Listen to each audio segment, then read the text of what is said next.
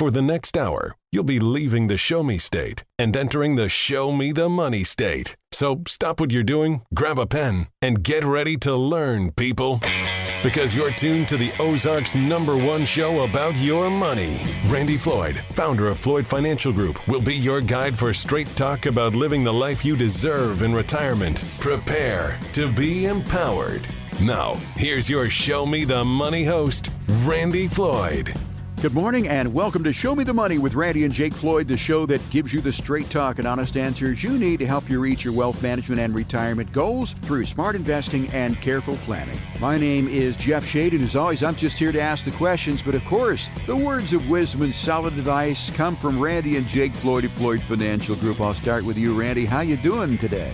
Doing very well, Jeff. How about you? I am doing fantastic now that we're here on the radio with you folks. And Jake, how's this Saturday treating you? Doing well too, Jeff. Thanks for asking. Always glad to hear that. Hope our listeners here in the greater Springfield area are doing well today. We appreciate you joining us each and every Saturday morning for Show Me the Money. On today's show, we're going to be talking about the worst retirement mistakes to avoid at all costs. We'll also be talking about the purpose of money, but as always, I want to start off with current events. So Randy and Jake, take it away. I understand earnings reports. We still have some news from that.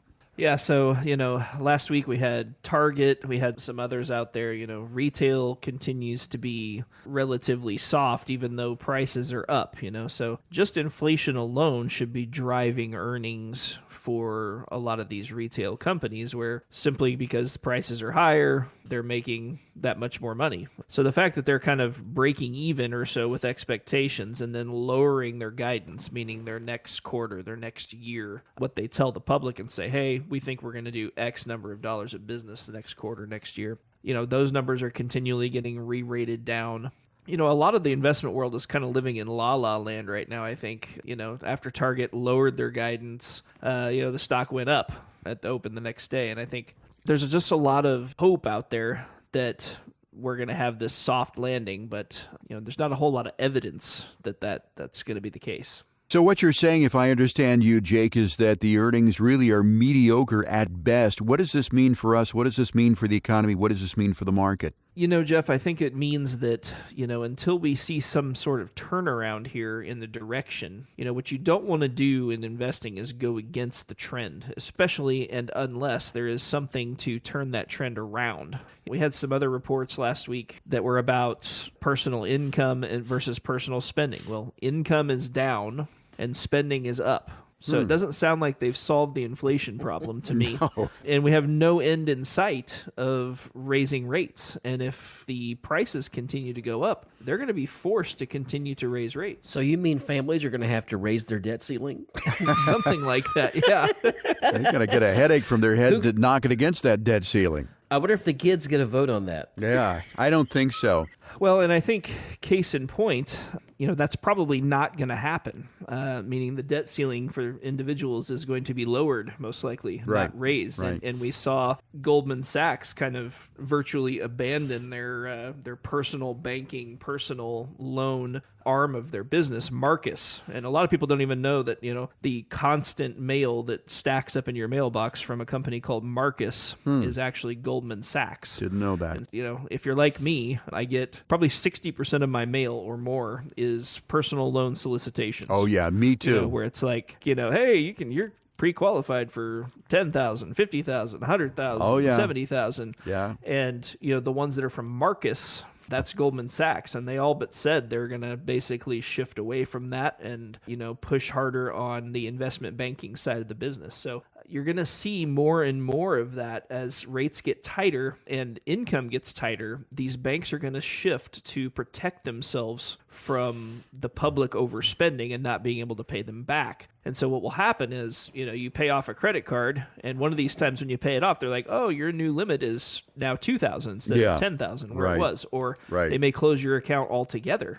And I think the Marcus thing is kind of the very beginning of that. And we're going to start to see these credit card companies are going to start to pull back the reins on risk as they see this recession coming in. Another piece of news we got last week was from the Dallas Fed, and their expectations on the economic outlook were much worse than expected. And in the notes, the Fed said, yeah, we're definitely going to have a recession in the second half. Well, nobody's really been saying it quite like that. And so I do agree with that. I don't see how there's any way that we don't. And especially as long as the Fed has their foot on the pedal of raising rates. And I don't see with the data how they're going to stop. It may be a significantly harder landing than a lot of people have expected to this point. So again, all this comes back to what you really need to do is have a plan that works no matter what type of financial weather we have. If it's good times, good. We want to capture the up. But when times are tough, we want to make sure we have protections in place so that once we retire, we're not going to have to go back to work because we took too much risk with money. And when times get tough, we need to make sure we're not spending too deep into our money. That way, we stay retired once we're retired. Yeah, that's exactly right,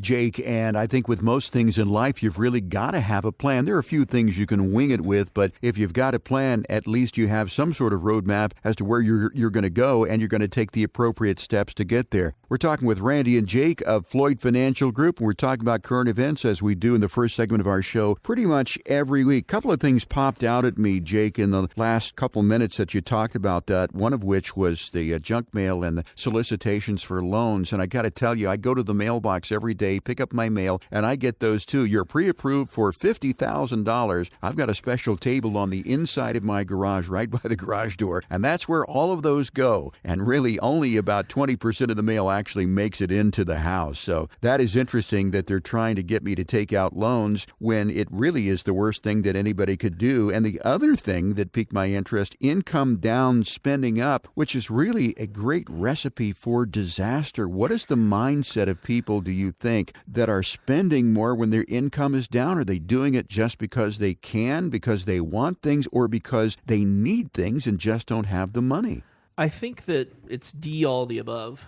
I do think that if you look at the average consumer, okay, what does that mean even, right? Right. Because that's what the big banks talk about. Well, the average consumer is in really good shape and has lots of savings. Well, are we talking about the average, or are we talking about the median consumer? Right. So the average means we're going to take into account Bill Gates and Elon Musk, which is going to skew the savings aspect of things, and not literally take those two into account, but we're going to take into account people that have lots and lots of money, lots and lots of savings. But for every one of those, there's 100 people that don't have any savings. And so the average and the median are two different things, meaning if I go pull a random person off the streets, chances are he's much closer to the end of the line than the average person would be to the end of the line, meaning people that are average are going to have a little bit more in savings. But I think there's lots of people, and we see this in the data, there's lots of people that are struggling. The most recent number I saw is it's like almost 30% of Americans are behind on their utility bills. Wow.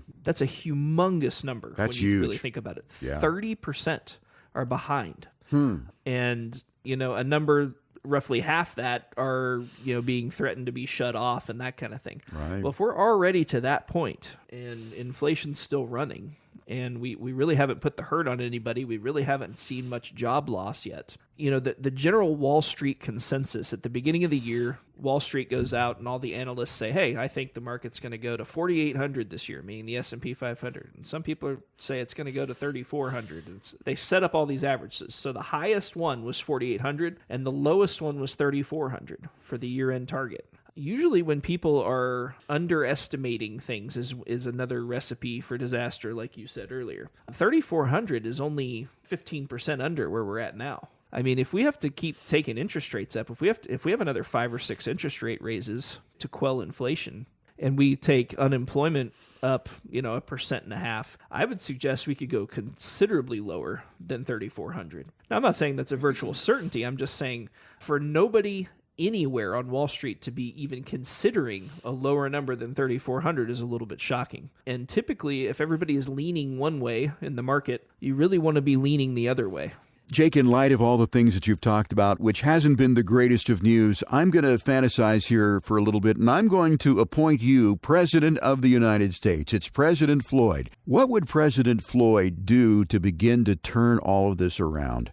So I would say that had I been President Floyd for the last 3 years, I would say let's not print money like there's no tomorrow, and let's not wait too long to start raising rates. If I had to be president from this exact moment, I would probably raise rates 1% or 1.5% right now and stop with this quarter point kicking the can down the road 8 and 10 months at a time thing. Let's get it over with and let's get on the road to recovery. It'll be painful in the short term, but long term we can get back on track with our lives. Everybody's just waiting for this thing to fall, and there's a lot of people hoping it won't fall, and it's been pretty detrimental on the retail investor who's been trying to buy all these dips. Every time the market goes down, they're just buying more and buying more, which is typically what you want to do, except when the Fed has their thumb on the scale the other direction. And so I think I would just go ahead and get it over with interest rates.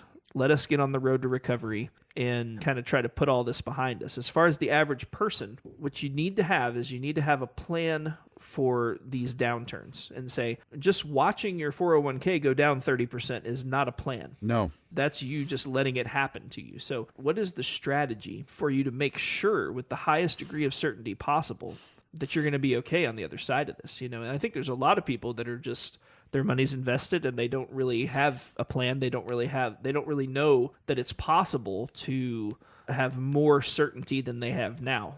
And I'm not saying that anything is 100% certain, but there are ways to guard against major drawdowns in a portfolio. And what we want to do is set things up in a way where if things are good, we're going to get the lion's share of the gain, and when things are bad, we're going to mitigate the lion's share of the loss. That's the gold standard. That's what we want to do, and that's the type of plans we try to put in place here. And we'll talk a little bit later in the show about the purpose of money. There's a lot to be considered there, but I really think just having a plan, regardless of that plan, is better than no plan. And to that end, I've often said, don't let life happen to you. Make life happen for you. And it applies to your finances as well, too. Don't let your finances or don't let your retirement just happen to you. Make it happen for you. And how do you do that? As Jake said, it is a financial plan. If you don't have a financial plan, or maybe you've got a financial plan that maybe you're not sure about, you want a second opinion on that, I highly encourage you to get in touch with Randy and Jake at Floyd Financial Group.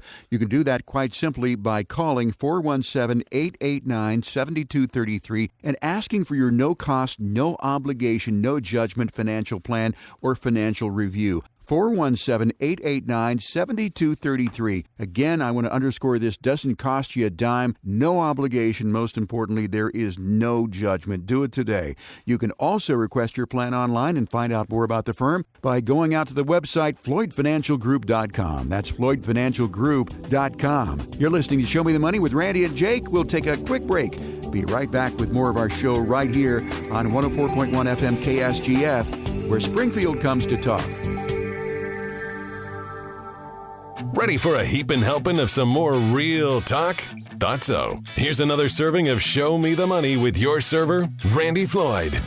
Welcome back, everybody. This is Randy and Jake. You're listening to Show Me the Money, and in this segment, we're going to be talking about the worst or some of the worst retirement mistakes that you can make. And Randy, retirement mistakes abound. I mean, whether it's due to bad advice, improper planning, or just misconceptions about what retirement is truly for. So in this segment, we're going to be covering some of the most prominent or some of the worst retirement mistakes to avoid at all costs. And the first one, Randy, is something that some people do, and that's sort of treating your 401k like a credit card. Yeah, there's generally loan provisions built into any 401k program, and they vary a little bit because the employer gets to write some of the rules and regs as to how much you can borrow, how long you get to pay it back, and that sort of thing. But I would just say this, yes, once in a while, if you're needing a loan for something, there's several reasons that we see people do it today. One is we had a lady that was just about to retire, and she had a pension plan where she's able to put a little bit more money in to buy up her pension to another level, and we looked and did the math, and it made sense to pay the extra. So what we did was, you're going to love this,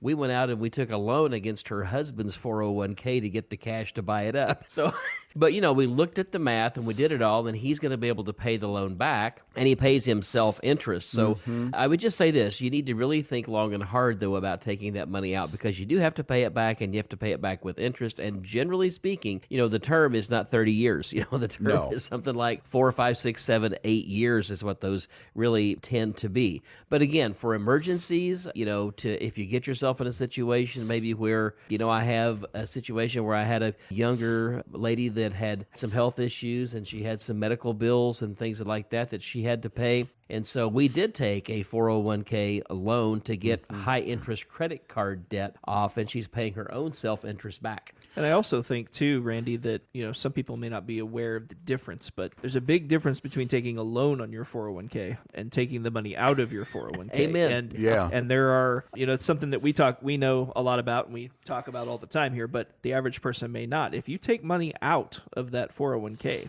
not as a loan, but as a withdrawal, you're going to owe taxes and you're going to owe a penalty if you're under 59.5. So while we're saying don't treat it like a credit card, if you are going to take money out, please take a loan versus taking it out, taking the hit, taking the 10% penalty. And, this is all stuff that we do give advice on when we sit down for our consultation as well. And I think a lot of people don't realize that you can take loans against a 401k. Now, you talk about emergencies, Randy. I rolled by the car dealership the other day, and I saw a brand new 2023 Dodge Ram pickup, the quad cab, and it had everything on it, and I just loved that car. And Sounds like an emergency to me. It was an emergency in my mind.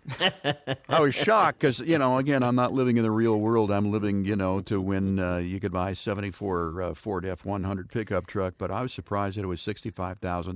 And maybe that was cheap, but I'm telling you right now, that emergency quickly turned to reality real quick when I walked away. And I thought, well, I'll go check out the Jeeps, not necessarily the Jeep trucks, but even the regular Jeeps. They were $60,000 plus too. So don't confuse a want with a need when it comes to your 401k. And most of all, do not treat it like a credit card. It really is for emergency purposes only. We're talking about retirement mistakes to avoid at all cost. And the next one here is not planning for health complications.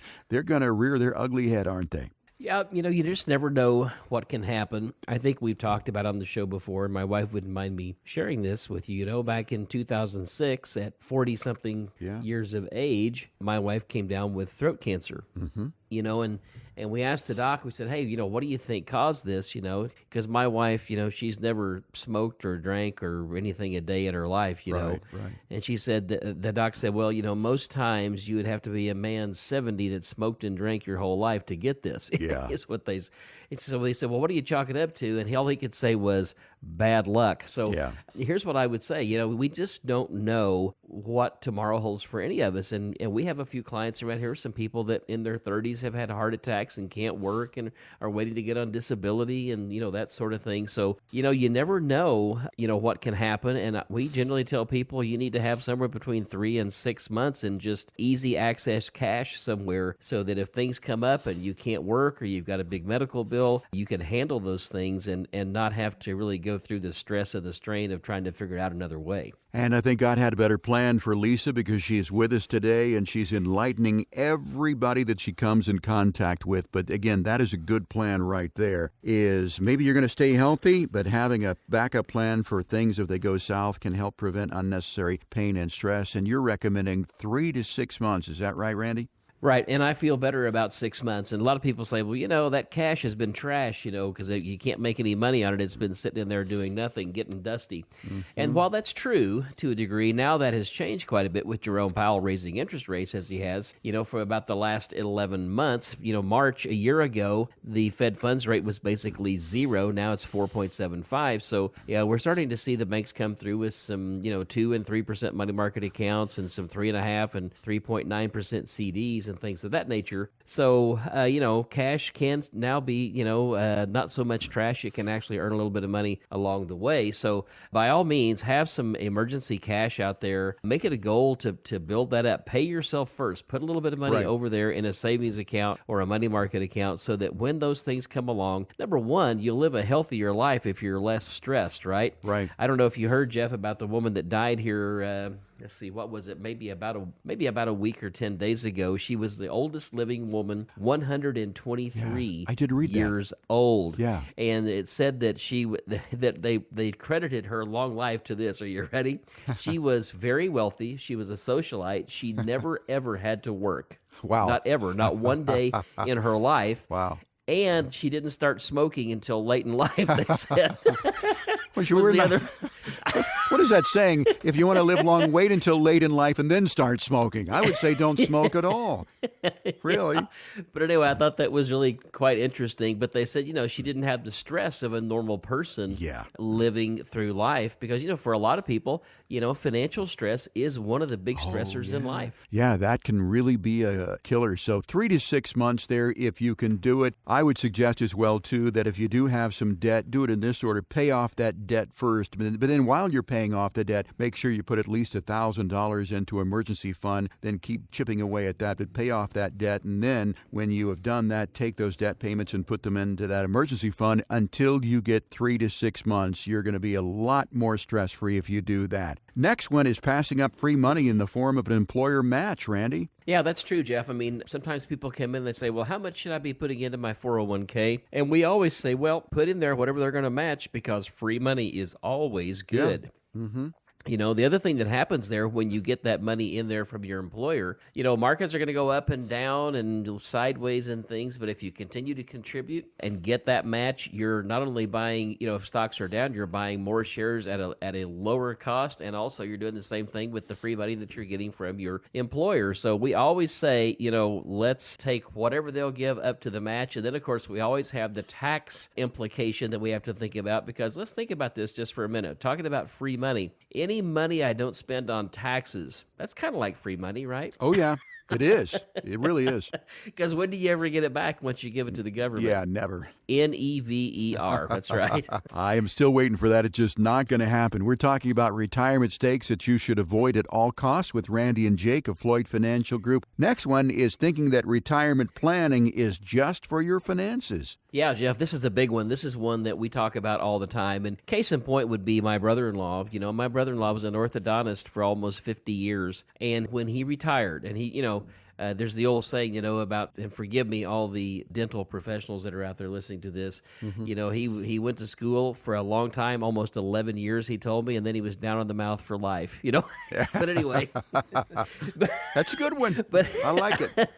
So I knew Taylor for a long time, and when Taylor, retired, it was like he kind of lost his identity, and he was really kind of aimless for quite some time. And then actually he developed Alzheimer's and, over a few years did pass away. But I think the thing to take away from here is the fact that he hadn't considered what he was going to do once he hung up the braces. That's a very good point, though. I think a lot of people really identify themselves with what they do for a living, and they really forget who they really are and really what the purpose of their life is all about. Maybe his was dental work, but I'm sure that there were a lot of other things. There were a lot of other people who depended on him. Yeah, I think that, too, that, we often ask people here during our first meeting, our discovery phase, what do you see your retirement looking like? What are you planning to do when you get there and you know that you don't have to go punch the time clock or report to work or get online or get on the Zoom meeting when you can put the mouse jiggler on for life, Yeah. Mouse jiggler. Jiggle that mouse. And not have to, I don't know, but for our listeners that don't know what a mouse jiggler is, that's one of the latest inventions for people that work from home that don't want to work. They have this little device that jiggles the mouse. So if your employer is monitoring your activity, they don't know that you're not at work. None of our listeners would have any idea what that is, I'm sure. I was trying to think about all of our listeners are hardworking Americans who love this country. They would never consider using a mouse jiggler. Yeah, I'm glad I explained that. I would have never dreamed that. I thought maybe it was a fishing lure or something like that. Hey, I'm going to use the mouse jiggler and catching bass with this mouse jiggler out here, but that's not what it is. So thinking that retirement planning is just for your finances, also consider your lifestyle and your daily routine. We're going to do one more before we take a break, gentlemen, here. The next one is one that I think a lot of people fall into a trap with, and that's using your retirement money to pay for your kids' college education. Yeah, that's a big one for sure. We see people come through here sometimes that still have a lot of student debt. Maybe it's their debt. Maybe it's some of their kids' student debt that's out there that they picked up. And, sometimes, when kids graduate from college and mom and dad, are doing well and they see that the child has all this debt, like you said, they will go ahead and reach in and spend, 100% taxable dollars to go ahead and pay off those loans and things. So a couple things I would say. Number one, if you want to help your kids pay for college, of course, that's up to you and that's perfectly fine. However, boy, I'll tell you, you have to think long and hard about going into an IRA or a 401k to do that because, again, whatever you pull all that out of there is 100% taxable. The other thing I might suggest is let's use that money over your lifetime. Let's grow it, and whatever you don't spend, pass it to them. Then they can pay off their debt over a 10-year period or something where the taxes can be greatly mitigated. We're talking about retirement mistakes to avoid at all costs. We've talked about treating your 401k like a credit card. That's a no-no. Not planning for health complications. We've talked about using retirement money to pay for your kids' college education, passing up free money in the form of an employer match, and thinking retirement planning is just for your finances.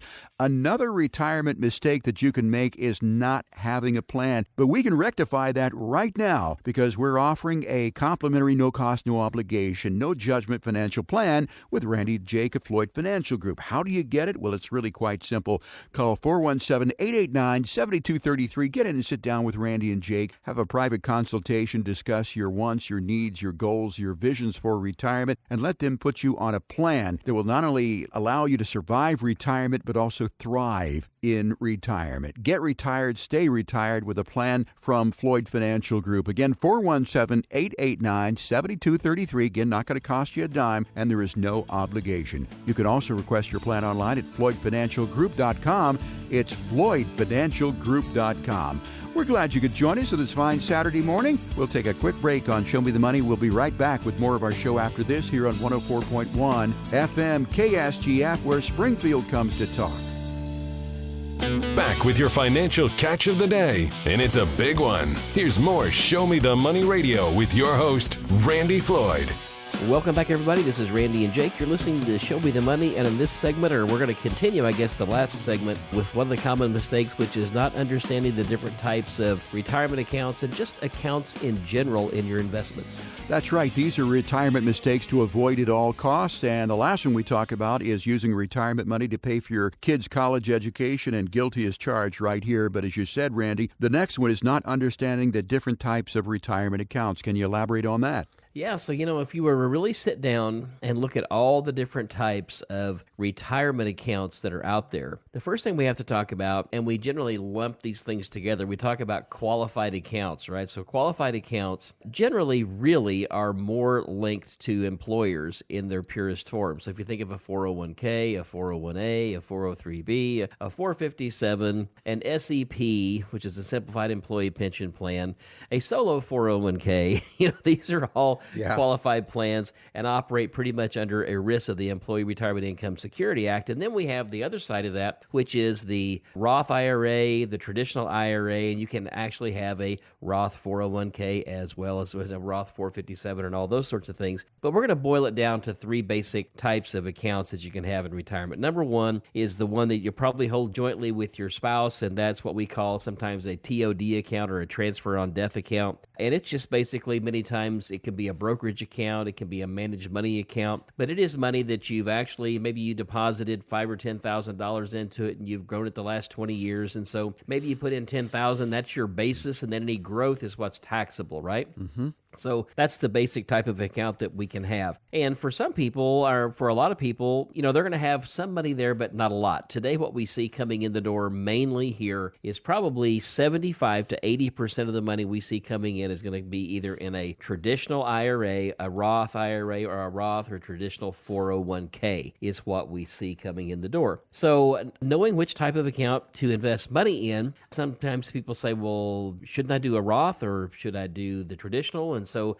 as we look through and figure this out, we have to look at incomes today, what you're having, and what you think you're going to have in retirement, and kind of weigh those two factors out. And it may be such a thing as that, it's not one or the other, but a blending of the Roth IRA versus the traditional. So let's talk about the difference again. So for those that maybe don't know, the Roth IRA, once I deposit money in there and I've held that account open for 5 years, anything that I pull out of there comes out of there tax-free. Now, the Roth, when you set up the Roth IRA, you are putting that money in with after-tax money. In other words, you don't get any current tax break like you would with a traditional IRA, where if you put that money in this year, you're going to take that off of your taxable income next year. So the Roth is different. You get the benefit on the back end when you're in retirement, tax-free withdrawals. And on the traditional IRA, you get tax benefit today, but everything's taxable later. So you can kind of see, Jeff, the balancing act that we have to do, depending on what your income is today versus what we think it'll be in retirement, really will help us to gauge and figure out how much money needs to go where. And there's also something called a TSP, a Thrift Savings Plan. Now, that's just for military personnel and uniformed people. Does that apply to just military? Or when I think of uniforms, I think of police and firefighters. Yeah, and it goes beyond that, though, too. To federal workers or under the FERS system will have TSP accounts as well. So, but yeah, it's mainly, think of it just mainly as government employees. And when you think of it as government employees, we're talking about federal government employees, not state and local. Because like here in Missouri, we have Mosers, we have loggers, and a lot of that for the local governments. So not understanding different types of retirement accounts, that is a retirement mistake that we do not want you to make. Next one is not planning for what you'll actually do during retirement. We talked about what you're going to be. Let's talk about what you'll do during retirement. Yeah, many times we have this question. So, hey, how much money do I need to have to spend in retirement? And I should say it this way. Generally, I'm asking that question more than the people sitting in front of me. Yeah. And that is, so what do you plan to do in retirement? What does that look like for you? And, then we talk about budgeting because most people haven't budgeted in a long time. If you're near retirement, you're probably making more money than you've ever made. Your family is raised, maybe your house is paid off. So you really haven't needed to budget because money just keeps stacking up in your accounts, right? And you have all kinds of excess capital. Well, I don't know if there's such a thing as excess capital, but I want some excess capital. Yeah. But anyway, you have more money than you've ever had. Count me in. And so they don't have a budget. So we talk about what's the bare bones budget to keep your family fed, the wolf from the door, and keep the insurance on the house and lights on and all that. And then how much do you want for play money? So that's where we get into, do you want to travel, play golf? Do you want to volunteer? Do you want to do mission trips? Do you want to, what is it that you want to do so that we can actually figure out what the budget is going to be? And two things I will say. Planning for this will help give your retirement more meaning, but also it will help you to plan for the expense that you might not have thought of. And a lot of people say, well, how much do I need? Do I need, 70% of what I was making when I was working, 80%? I got to tell you, for most people today, they want 100% of what they were making when they were earning. Oh, yeah. Who wants to take a cut? Working. Well, as you said, what you do in retirement really will affect the income that you need. If you want to just, get in the old pickup truck that you've had for 20 years and fish off the bank, that's one thing. But traveling the country in a motorhome is yet another. So budget for that. Not planning for what you'll actually do in retirement, a big retirement mistake. Next one is a big, big no-no, and that is trying to time the market. Yeah, when it comes to trying to time the market, nobody knows where the bottom of the curve is, I think of it this way, generally the market goes down and it kind of makes a U shape at the bottom. Now, many times it's a check mark, that V as in Victor shape recovery they talk about sometimes, but most time it makes a smiley face. And so where is the bottom? Where's the smiley face starting from the left headed to the right? Where is that bottom and where do you find that? And that's something that's very difficult to do. So as we build portfolios here, rather than trying to time the market, now, we're going to see certain indicators and things that are going to lead us to believe that markets are headed a certain direction, based on just data and the effect that data has on markets. But also we're going to build plans that have already built in through mathematical planning that's going to keep us out of harm's way even during those big downturns. And we're going to be ready to capture the upside without having to guess. I also think, too, Randy, that a lot of this depends on where you're at in your retirement journey.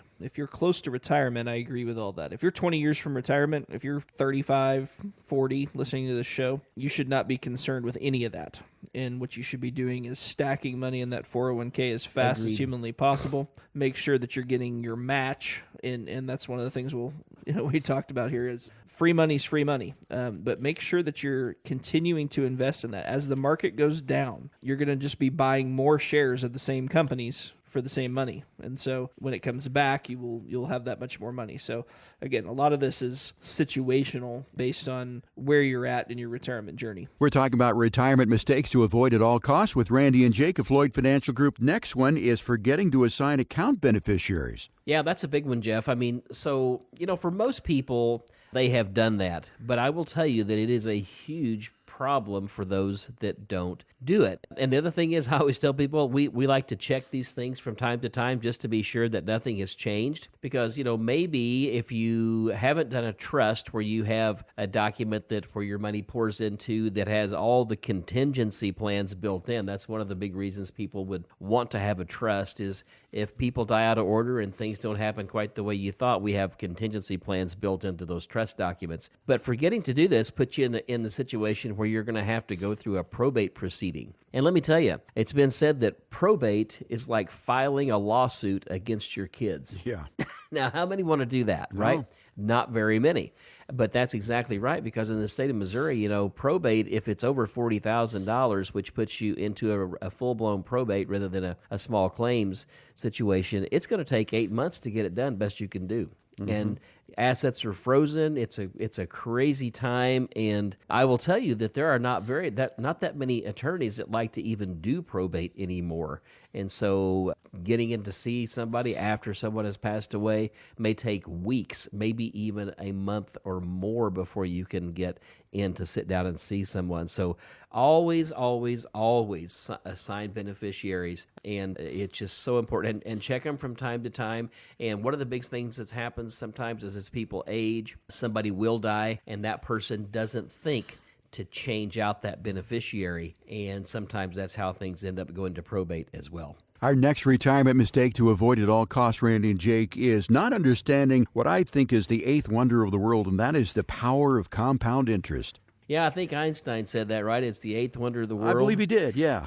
Yeah, and I think that is right. And, right now, more than ever, people should talk to us about, some of the fixed instruments that now can make sense again with this rising interest rate environment. Fixed instruments that can help you actually compound your money and not have to worry so much about looking over your shoulder about the market risk that's out there right now. And the final one that we'll talk about here on retirement mistakes to avoid at all costs is going to be running from a job instead of running towards something new.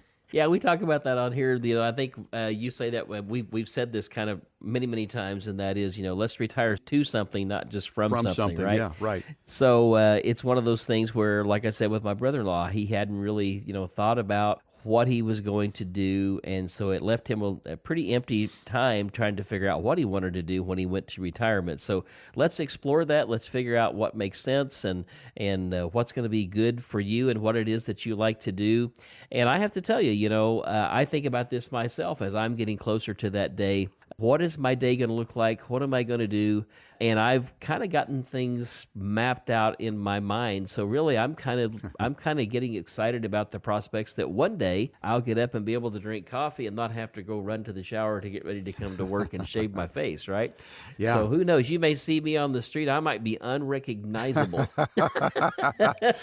Well, one thing I know about you, Randy, I think if there's anything that you're going to do in retirement, I already know what it is. You are going to run, but you're also going to swim, and you're going to bike, and you're going to mountain bike. You're going to be a very active guy, and it doesn't matter what you look like. You're a good, solid person. You're going to live a long, long time. You're an example for us all. So whether it be more social and family time, a casual hobby, community involvement, or a new semi-professional adventure, this can be a stage of life, retirement that is, filled with joy, growth, and excitement. We're talking with Randy and Jake of Floyd Financial Group. If you would like a plan that would also involve what you're going to do in retirement to help you avoid these retirement mistakes, no cost, no obligation for that. Call 417-889-7233 to get your plan. Again, no cost, no obligation. Most importantly, no judgment. Nobody's going to sit there and go, wow, you've only got this, you've got that. No, Randy has said we will meet you where you are. We all put our pants on the same way, one leg at a time. Once again, 417-889-7233 is the number to call for your plan.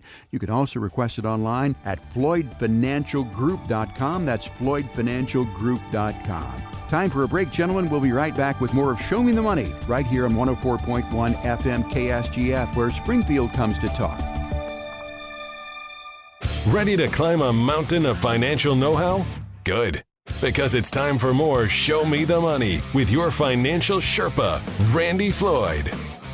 Welcome back, everybody. This is Randy and Jake. You're listening to Show Me the Money. And in this final segment, we're going to be talking about, hey, what's the purpose of the money that you have saved over your lifetime? What are you really going to do with it? That's right, Randy. A lot of people invest. They save their money, and they're saving it just to invest it. They're saving it just to save it, but they really don't know what they're saving it for. It's just sort of a very general goal. Randy, as you invest money, should you have a specific purpose for it? Yes, Jeff, I think that there's basically three purposes that people really try to save and accumulate money for. Number one, for a lot of people, it's just to know that they can live out their retirement days and not depend on their kids for what they might need is one of the big things that we hear over and over and over. We just want to live out our days and not be a burden to our kids. Well, I don't know about you, Jeff. I'm planning to be a burden to I'm just kidding. But my life goal to be a burden to Jake. So listen up, Jake and Miranda. Okay. Sorry. But I think that's number one, is just to be able to live out their days and do it comfortably. Number two, I think we hear this all the time, is inheritance. They want to make sure that they leave a lot of money and they view it as leaving security to their kids and trying to make it so their kids don't have to work as hard as maybe they did. Number three, and there's going to be four of these. Number three, I think the other one is people started saving because their folks were alive during the Great Depression and when things were hard to come by. So they save, and it's become such a habit that they can't stop. And that's not necessarily a derogatory thing. I'm just saying that's just what's happened to them. You know, even in retirement, they're saving money. So we say this, if you're taking it out of a retirement account and paying taxes on it to put it in the bank and save it, let's not do that. Let's leave it in the market and let it grow there. It's still saving, right? And then lastly, I think that there are a lot of people that want to do something greater than themselves and their family, and they want to leave money to church, to charity, things of that nature. And so when we look at sitting down and talk to people about, hey, what's the purpose of this money? One thing I will throw in there too is for some folks, they're saying, well, I think I want to buy a lake home once I retire. Right. So that's one thing that we need to know when we do retirement planning.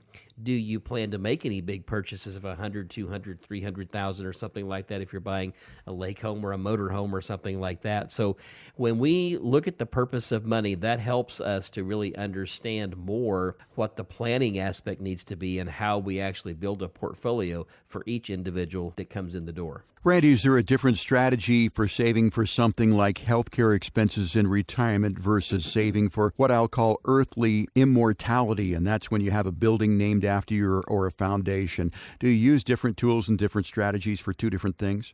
Yeah, I think, number one, there's always this overshadowing or this overlay that, where are we today economically? What's happening in the world? Because, you don't build a financial plan the same way when interest rates are zero as you do when inflation is 8% and interest rates are spiking, right? You have to approach those differently. But yeah, depending on what is happening and what those folks plan to do, when they plan to spend money, how much they plan to spend maybe early or how much they think they'll spend later, how much they want to leave to benefactors, to charity, whatever that may be, all of those things play a major role in how much money we leave really in cash, maybe where they can just reach it and access it. Because some people, I don't know if you watched this show or not. Recently, there was a TV show or an ad I saw where this person, maybe it was even on a YouTube video or something, where this person just kind of walks up to people and sits down, and maybe it's somebody on the street. He starts talking to him, and pretty soon he just gets up and he gives them $1,000. Wow, yeah.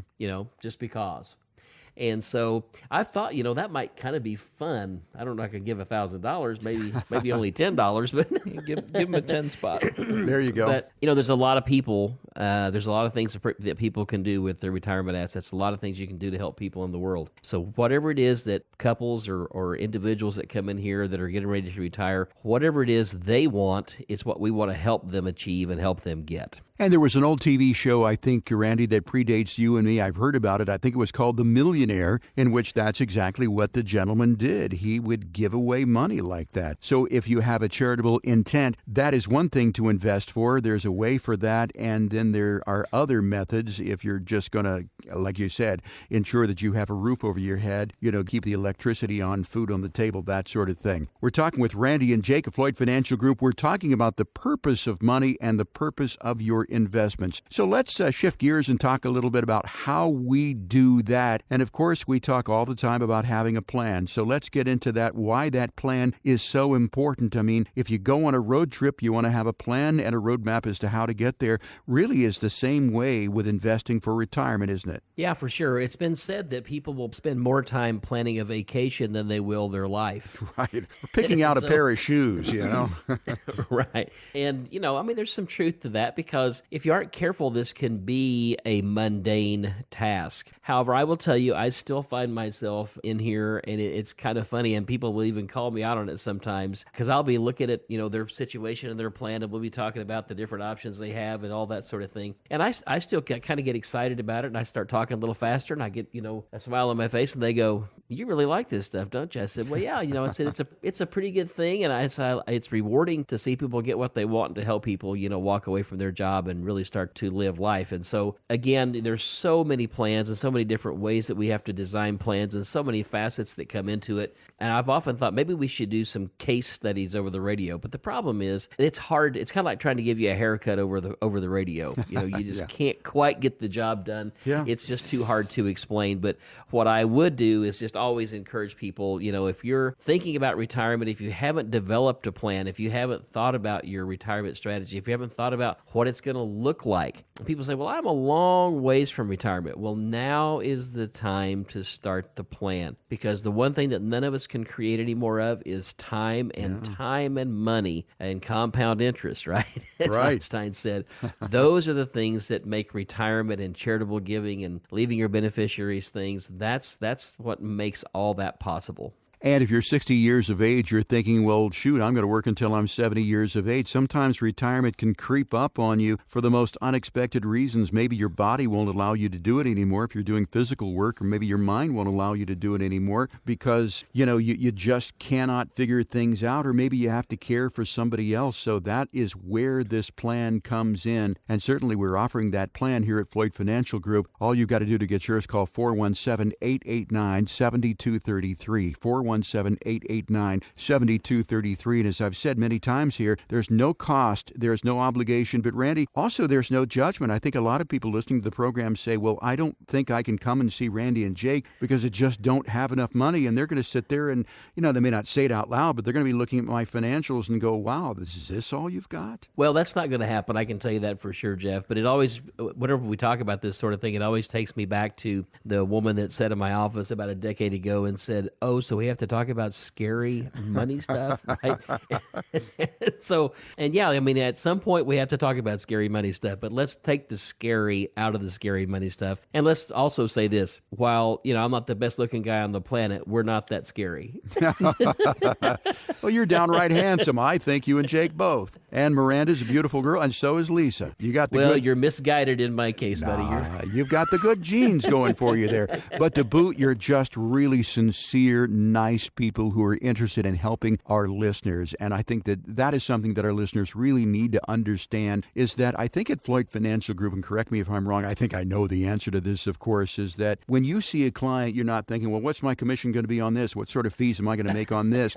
You really want to help people, don't you? So I'll tell you how we look at it. This is a process to get to an end result that the client wants. Right. And whatever tool and whatever we need to do to get that accomplished is what we will do. So if everybody wins, way back, there was a guy that said, if you're going to have a business that works, you have to have what's called the triple win. And he said the triple win is the client must win, you must win as the advisor, the link between the investment and the client, and the company must win. So when all three can win and everybody can benefit, then we have a long-lasting relationship. If it ever gets to where that's lopsided, something's going to come to an end. Well, I know that you folks there at Floyd Financial Group, you have served a lot of people over the many years that you have been in business right here in Springfield. You've helped a lot of people get to and through retirement. They've gotten retired, they've stayed retired, and you've helped people build their wealth.